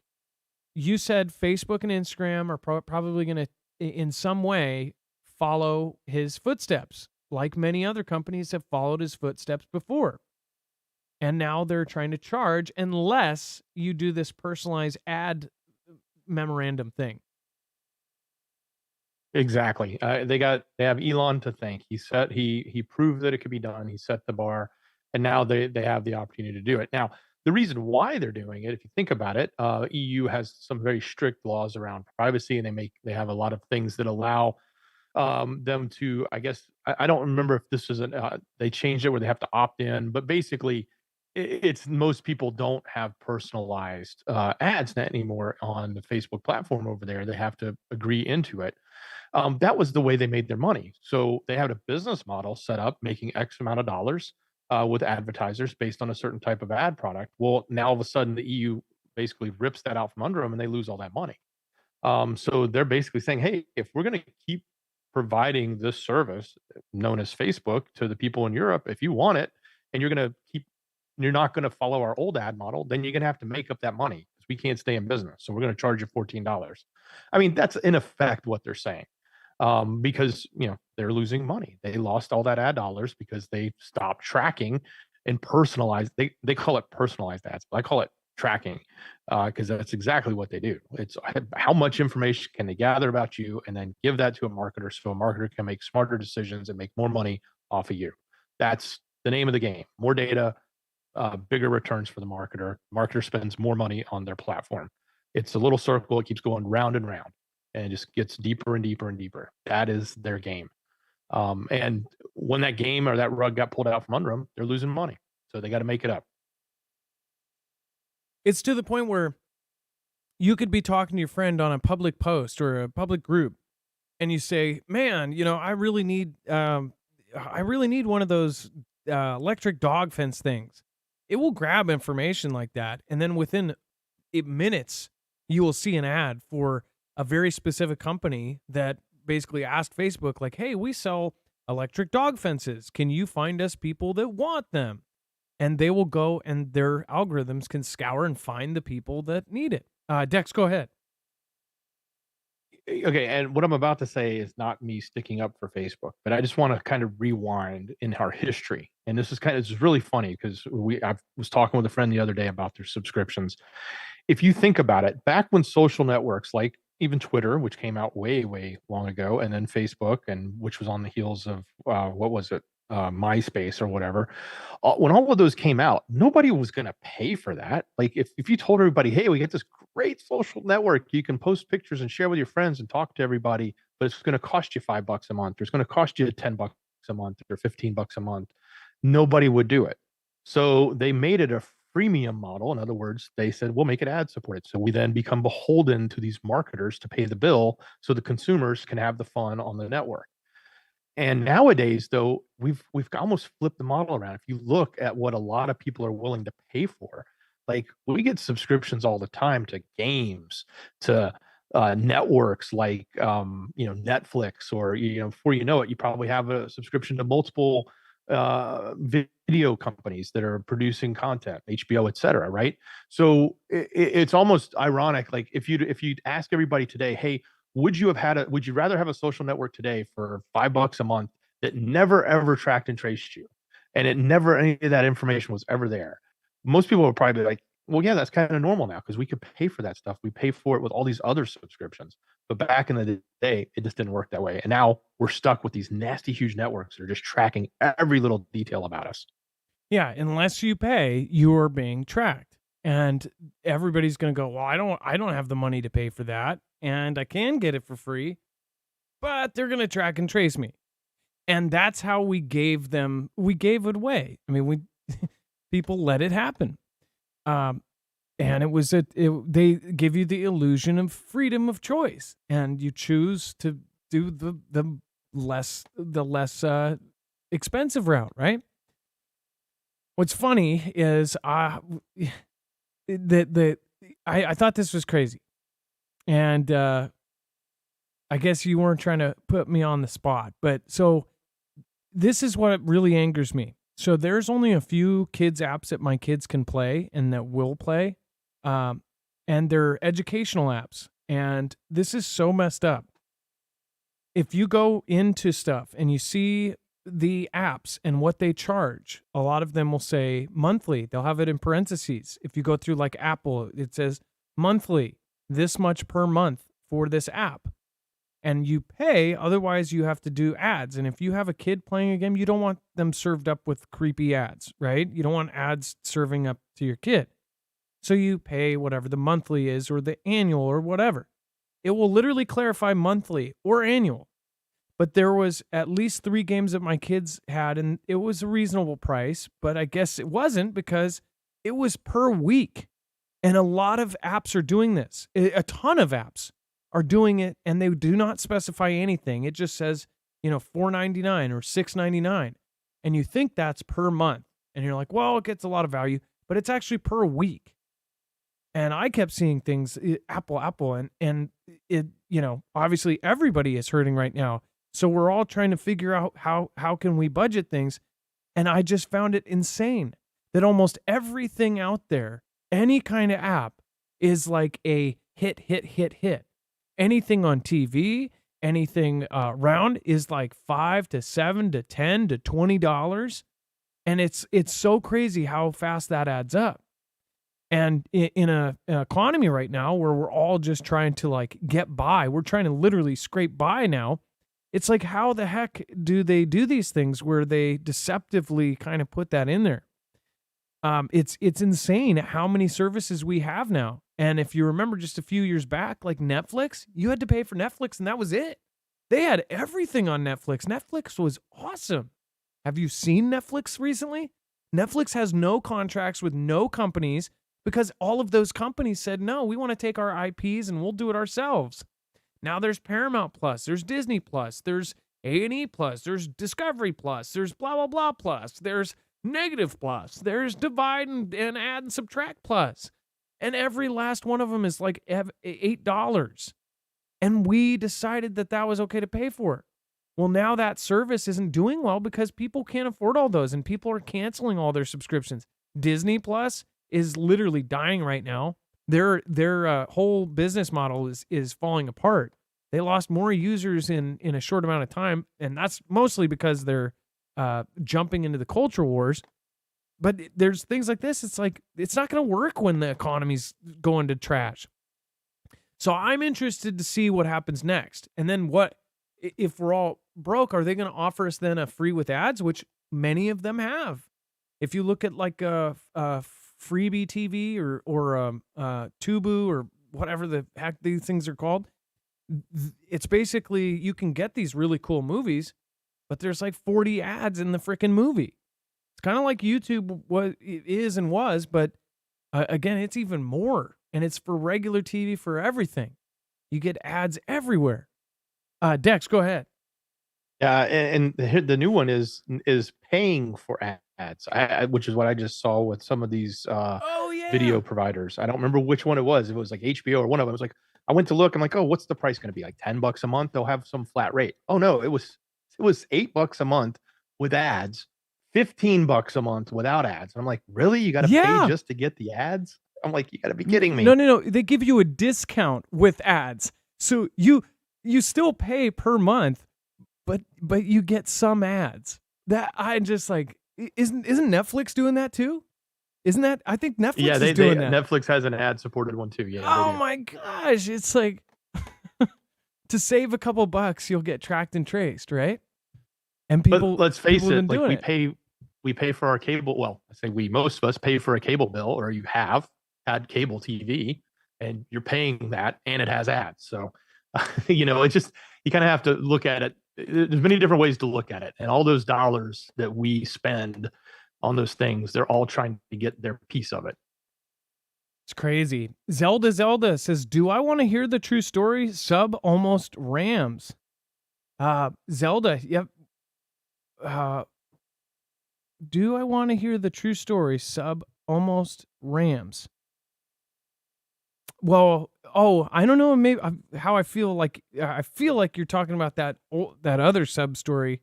That was crazy. The mystery sub that they said that 17 sailors died a few years ago, and that they said at the Russian sailors' families. I think it was Russian. And at the funerals of these 17 sailors that died in a mystery submarine accident, not everybody died. They towed the submarine back, and they said at the funerals to the families that those sailors died avoiding a planetary catastrophe, that they were heroes, and that they died avoiding a planetary catastrophe. They saved the world. That's what they told their families. And we still don't know what that planetary catastrophe is. Some have their theories, but some even say that there was some sort of operation where down in where that huge fault line is, like they did some sort of nuke to counteract some sort of huge event that would have happened to Earth, or they could have stopped pole shift or something, right? There's all sorts of theories, but we still don't know what the real one is. Some think it was because the submarine, what do you call it? that that the nuclear waste from it would have, or it would have blown up and done horrible things to our ocean or something. I heard all sorts of things, but that one was weird because when that happened, even Mike Pence was vice president at that time. He was mid-flight and he turned around his flight. UK did a Cobra meeting. This was a few years back. They did a Cobra meeting, which is like the top secret, war is about to break out or something. The US, the DoD, the Russian Ministry of Defense did an emergency meeting. All of these countries like met up. Something happened. It was a big thing. And then afterwards, they said that they avoided a planetary catastrophe. That was the weirdest submarine story, and I still, that plagues my brain. Woman of Wonder, good vibes for Mama's lumpectomy soon. Well, I'll send more than good vibes, Woman of Wonder. Are you going through something else again now? Or is that your mom is going through something now? Well, prayers to you and good vibes and everything else. I'll throw some positive thoughts in there too. Woman of Wonder, thank you for stopping by. Love you. Thank you for modding. Thank you for being awesome. Stephanie Cook, thank you for all you do. Adam Dex and fantastic mods. Thank you, Stephanie Cook, and thank you for supporting our show. And then church and AI takeover as sermon led by ChatGPT and artificial intelligence breakthrough. Artificial intelligence tool ChatGPT was used to transform the tradition of a Sunday service at the Violet Crown City Church, a Methodist church in North Austin, Texas. The Word of God has now been officially taken over by AI, as proved by this robot-generated sermon, which included humans worshiping. It says you can now forget the stereotype that religion is backwards, as this Methodist church in Texas now uses artificial intelligence to conduct the service with ChatGPT. On September 17, 2023, the Violet Crown City Church, a Methodist church in North Austin, U.S., transformed the tradition of Sunday service into New Age with artificial intelligence. Pastor Jay Cooper of Violet Crown Church decided to debut an AI-generated worship service for his congregation. Why? Jay came across the idea of using AI to worship God through using ChatGPT himself for personal use, such as writing humorous country music lyrics for fun, and thought it would be a great way to move his congregation into the 21st century by introducing them to AI in a way that still lets them worship God. What? It says, using AI, Jay recorded the service while letting the artificial intelligence generator conduct the service, with AI being able to create prayers, a sermon, and an original song based on the sermon itself. Jay insisted he was able to use AI in a way that many would not have thought of and take the stereotype that Christianity meant being unaccepting and stuck in the past. The idea to create an AI-generated worship service came with my belief that the church should not only be aware of the most pressing issues of the world, but also be actively engaging in them, Jay said. AI is definitely one of those issues, so I wanted to incorporate it into our community life in such a way that it would make an impact. The initial reason we offered this, admittedly unorthodox service, was to inform our congregation about AI and understand its potential and its limitations. The purpose is to invite us to consider the nature of truth and challenge our assumptions about what God can make sacred and inspired. I still don't understand this, but I kind of almost got a glimpse of what he was saying.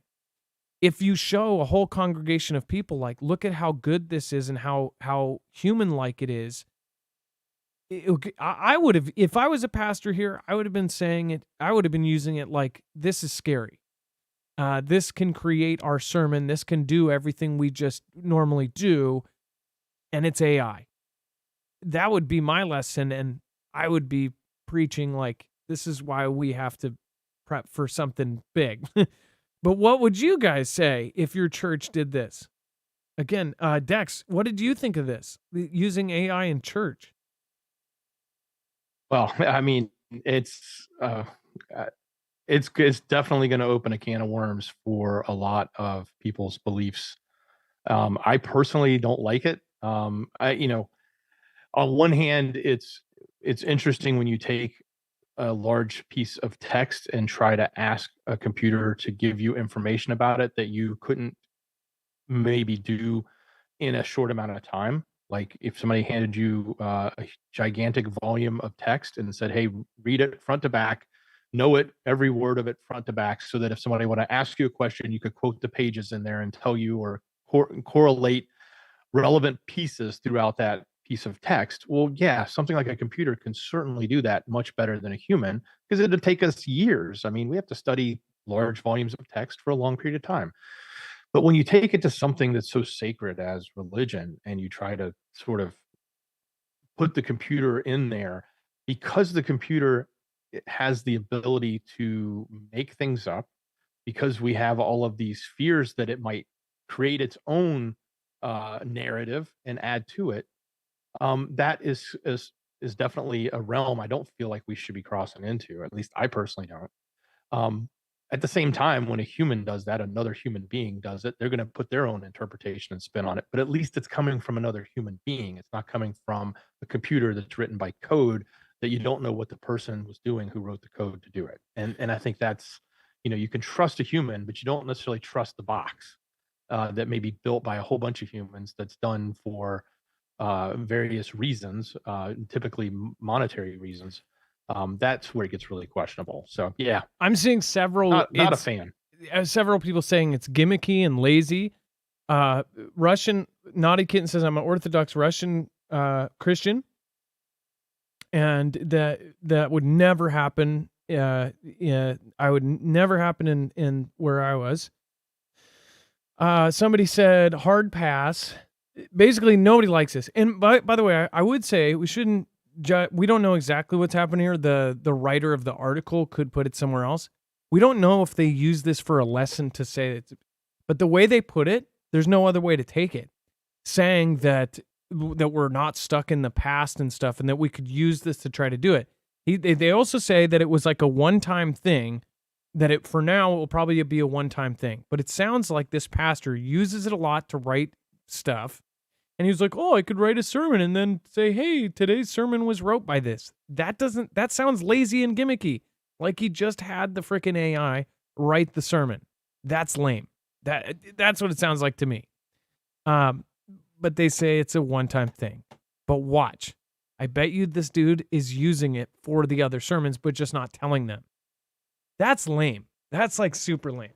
If he's using it for everything else and he's got to write a sermon for every Sunday, or every Wednesday and Sunday, whatever days, then he's probably using that to put it in there. And that's not the whole part about being a pastor in a sermon, is that you should be writing it from your own experiences, and that you should be a vessel, God through you. Just saying, it should be going through you, not going through a computer into you and out. Like you're not a mouthpiece for the computer, and God's not talking through AI. Guarantee it. That's just my opinion. Let's see. It's really not that difficult to create your own sermon, says the Real Studio. Well, I don't know if you're a pastor, but I would assume it's a lot harder than it looks. A lot of people see how the best pastors make it look like it's easy. I think it would be a very hard job. Dex, go ahead. It's there's a fine line here. Like I can easily see a pastor writing his sermon in, say, Microsoft Word, and the grammar checker is telling him how to rephrase things so that his grammar is correct. Like I can let that go, right? Because he's writing it, he's creating it. Maybe the grammar checker's making it a little better. So the computer's saying, hey, if you phrase it this way, you'll sound a little better, or your English will be spoken more properly. But if you just flat out go to the computer and say, you know what, I don't know what I'm doing next Sunday, but can you give me a sermon about Psalms 23 and make something really good about, this event that's happening in the world, tie it all together, and you push the button and you walk away and it gives it to you. That's generative. That's what's generating everything, as opposed to something as simple as just auto correcting your spelling, or even a little further, correcting your grammar. So there's a fine line. Like the computer's fine for some of that stuff, but when you get to the creation and the thought and you leave out your own thoughts as a human, and you allow the computer to take over that, that's where it just crosses that line for me. Truth Iris says, how many sermons are already written by AI? Well, look at this. So this is an example. So his prompt that he asked AI said, write a call to worship for a church that values sharing life and belonging to one another, inclusivity for all, working for justice, and following the way of Jesus. Let us begin our worship today with the call to worship. The AI sermon says, come all who are weary, come all who are heavy laden, for in this place we find a rest for souls. Come people for all backgrounds, walk of life, for here we celebrate the diversity of God's creation. Come, seekers of justice and peace. Do you guys notice how this actually sounds? This sounds like a typical sermon that a pastor would come out and start saying. Come, followers of Jesus, the way, the truth, and the life. For in his presence we find purpose and meaning. Come, all who seek the way of Jesus, for in this sacred gathering we find belonging. This sounds like legit. And that's the scary part. For those of you that believe AI is the devil, that guy, that's a whole theory in itself, man. This is creepy. I don't think he should have done this. That's just my opinion. What's yours? Let me know in the comments down below. If your church did this, would you complain afterwards? They did a discussion afterwards, and they said that it was very lesson learning. But is anybody going to think that this guy actually writes his sermons from now on? Probably that whole church is going to go, yeah, but how much of it was AI? Okay, Chad GPT. Okay. Let me know in the comments down below. Starship, you're hired. James McGowan, what's going on? Yes, absolutely would. I would leave, says, shoot, it went by too fast. I wouldn't go to church. Nobody wants this. Nobody wants this. Wow, nobody. Like, I'm surprised. And by the way, don't go with like the whole crowd. You can stick out. And I hope that we can have like where somebody says, I actually don't mind it. Not have the rest of our community go, why would you do that? I hate that. If you think something different from the crowd, then say it. And if you see somebody say something different from the crowd, let it happen. Like we need to get to that point right now instead of dividing and conquering. All right, Dex, go ahead. I would say this. I give kudos to the pastor, maybe not for preaching it, but for at least attempting it. Because I think if more people don't at least look at what this thing is doing, then they won't know what it's doing. So they won't be able to identify what could be bad. But he didn't use it. He didn't do it in that sense. He didn't do it to warn people. I don't know what his motives were. But the point being is if you just completely turn your eyes away and act like it doesn't exist and put your head in the sand, then you're going to be oblivious to it. And it may come back to bite you, and you won't know how to protect the bite. But he said his motives were to show that the church isn't backwards and stuck in time. That says that he was doing it to say, like, we can use technology. Yeah. Well, I think he felt ashamed because he was using it already and wanted to see how people reacted. Anyway. Right. But I guess my point is if nobody actually asked AI to create sermons, then we would never know what kind of sermons it would create. Does that make sense? So if everybody just said, no, we're never going to ask it, then you'll never know. Somebody's got to do it. Jen says, yes, people need to see what's possible in some instances. No, I agree. Like I said, if a sermon, if the guy, I think it would be the appropriate way would be like, this is what this AI is capable of going forward. Our world is going to change. That would be an appropriate thing. Anyways, but it's going to be subjective. Real quick, make sure to go check out Energy. This is, again, one of the best solar generators on the market. I believe that there is only one or two that even comes close. But where those even come close, this one jumps in front of it because it is modular. You can edit, alter it as they come out with new mods and different things to add onto it. You can add them in like Lego bricks. You can expand it up to 96 batteries, which I don't know if there's any that can go that, expand that far. You can also add UPS, uninterrupted power supply. You can add a mod for that. You can add a supercharger that allows you to plug in 3 times the amount of panels. You can do all sorts of great stuff with this. And it is silent. Nobody's going to hear that you have power. You can run it inside. You don't have to deal with having gas. Again, if we do have an SHTF situation, then it, as you know, even with regional disasters, going to the gas station has been a disaster. In almost every big disaster, gas stations were out of gas or there was a 4-hour, 6-hour line miles down the road. So if you don't want to deal with that, I would go solar. It's good to have both, but solar is definitely cool because you have unlimited power as long as you have the sun come up the next day. It does get power. A lot of people think, oh, I live in a place that's overcast. You still get power on overcast days. People don't realize that. You can have these in Seattle where we're gray 75% of the time. I know I do it all the time. You can get power. It's just a little bit less. And then as far as the other great thing though is that this is portable. If you are somebody who is working in construction or working where you have to bring your stuff with you, this is an awesome thing to bring with you to power your tools. Or if you're just in general a handy person that needs power where you need it, you don't have to have an 80-foot extension cable. You can bring this where you need the power and plug in your tools and use them. So go to marfuglenews.com/energy, INERGY, and make sure to use the code Marfoogle. This is an awesome, awesome system. Make sure to go check it out. marfuglenews.com/energy, INERGY. All right, let's go over the web only. We've got a lot of crazy stuff. Before you do that, I do want to make a special shout out. Thank you to Skyhouse, Kimbria, Karen from Columbus, Vicky K, Captain Morgan, and of course, One on B. Thank you. Vicky K, thank you so much for your support over on D-Live. And then, of course, Badger One. Thank you. Thank you for all of the support over there and gifting out badges to everybody.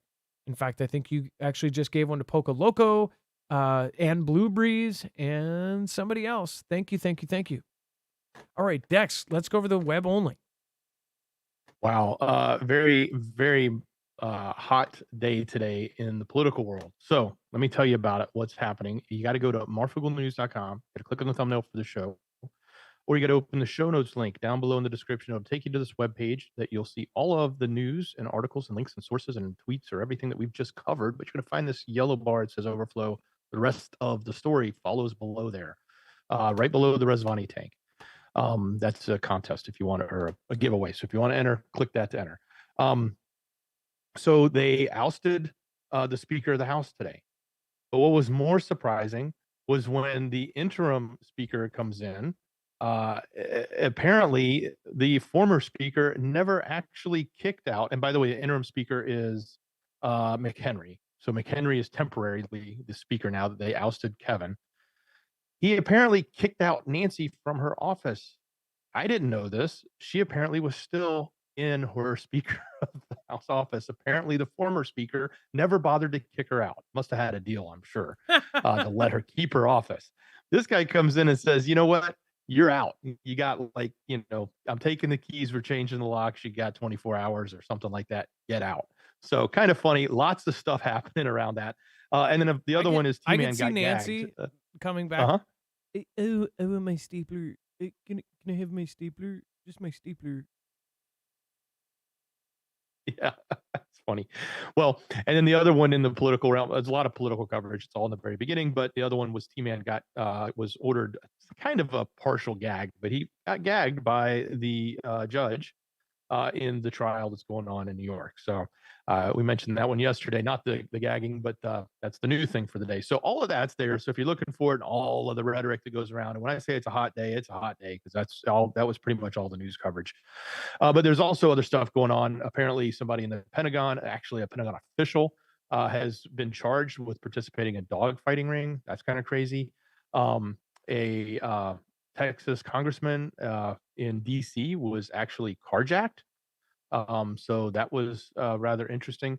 And get this, in Texas, the ATF is warning the FFL dealers. Those are the people that sell the bang bangs, the stores.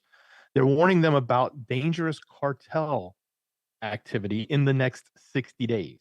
So if you want to know specifically what they're saying is going on there, and it does get into a little bit of stuff that happened in the history with other political administrations that begin with the letter O. There was events that were similar to that in Texas that happened. So I don't want to get into all the politics of it, but go read that article. It's really really interesting. Check that one out. Um, that's on the website. Apparently, there may be a healthcare strike coming, so we'll keep an eye on that. But they're hinting at that, and it could be a very large one. So that's covered there. We do have some updates with China and what's happening. There's a drill that's going on with the Philippines, and it kind of with those boats we were talking about earlier.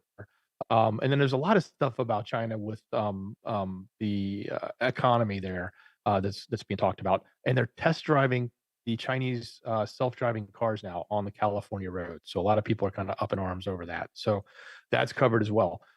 That and a lot more. I mean, we've got updates on what's going on in Russia. We've got the annual eclipse that's coming October 14th, and there's an interesting image if you want to see how that the annular and the what's the other one? Just the regular total eclipse, which happens next year. They literally cross over the United States, and we've talked about this before. This wasn't new news, but because it's been there for many many years, everybody knew when it was coming.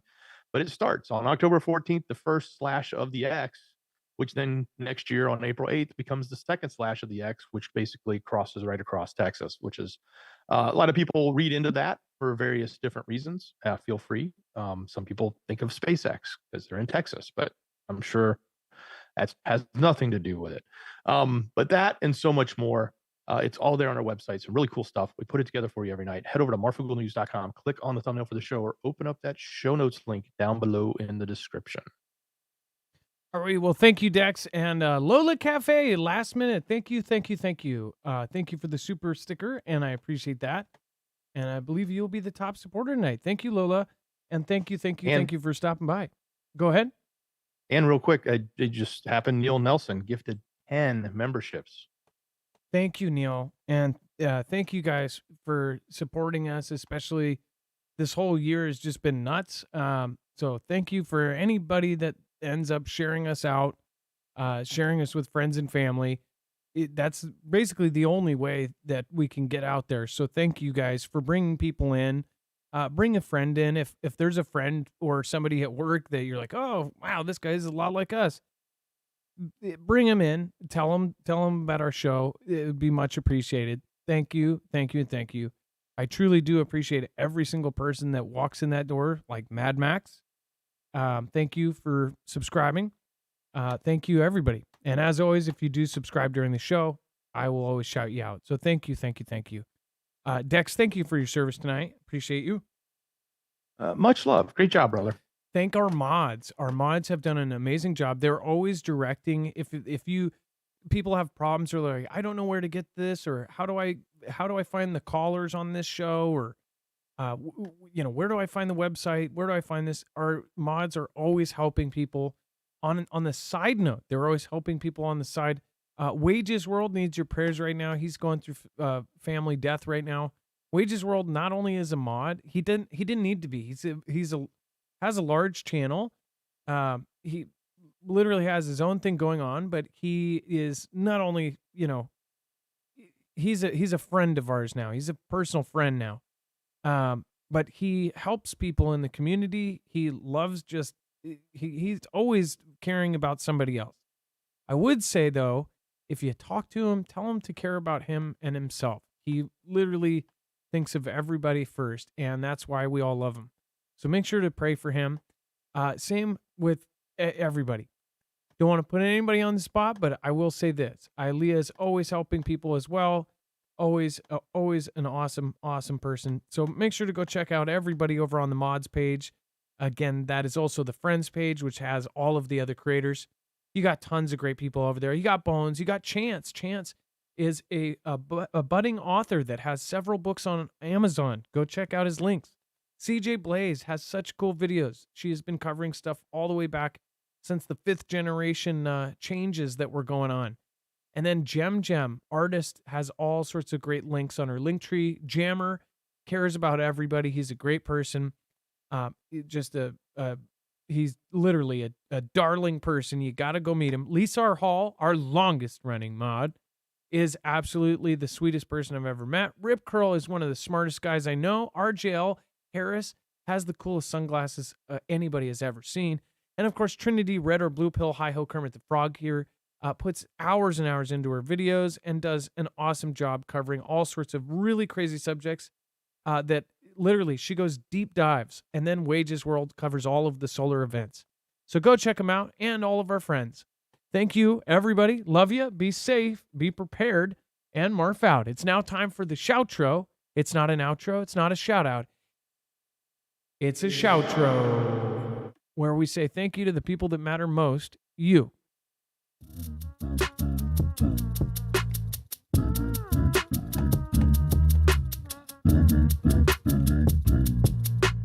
Running away from the big bad flow, running away from you, running away from the big bad flow, buying islands on the road, running away from the big bad flow, running away from you, running away from the big bad flow, buying islands on the road, running away from the big bad flow, running away from you, running away from the big bad flow, buying islands on the road, running away from the big bad flow, running away from you, running away from the big bad flow, buying islands on the road.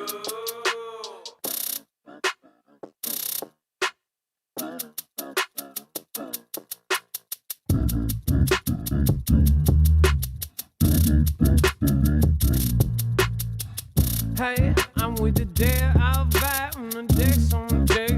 Aliyah, a black sheep and a terry king. I'm not getting enemies to sing. Carrying up from Columbus and North Patriots 4-1. Everyone, let's have the time. Let's all have a fun. Willie Hunt and Mama Wolf, Callahan and the Mr. Two. Hey, I with the Dale Bow, Cookie-licious and a big house. I can't roll. Everybody, let's take a stroll. Lord, and you in the bebop road, back as words in the weird world. Hey, I with a carol, black in the sheep, ID and Rothschild, a black sheep and everybody too happy. I'm back down in the old now fluid.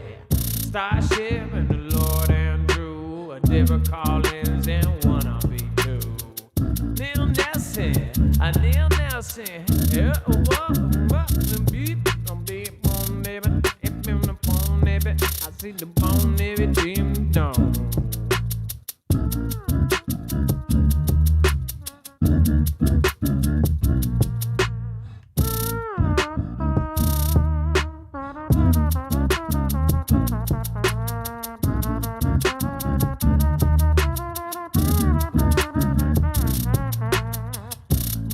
I said Ryan Alter, everyone listening never found in a Danish girl. Lord G, that's forever. I say I'm a if don't get back more day. I'm on my aim at one day.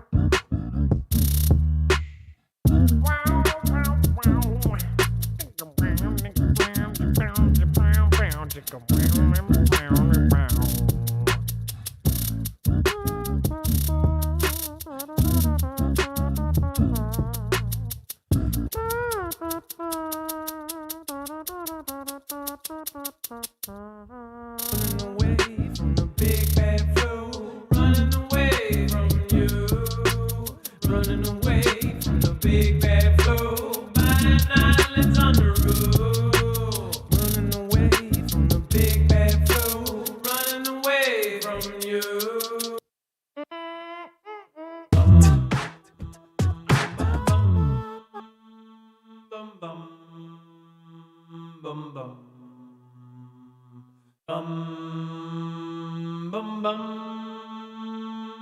bum bum bum bum.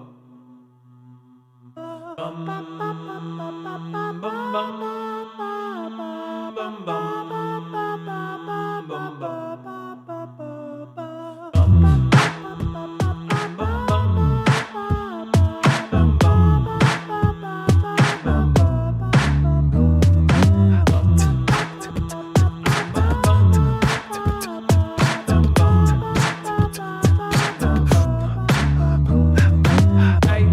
I sit away on the hay, a carol and a dealing way. I shave a girl and the elbow car. Everybody go way on wide.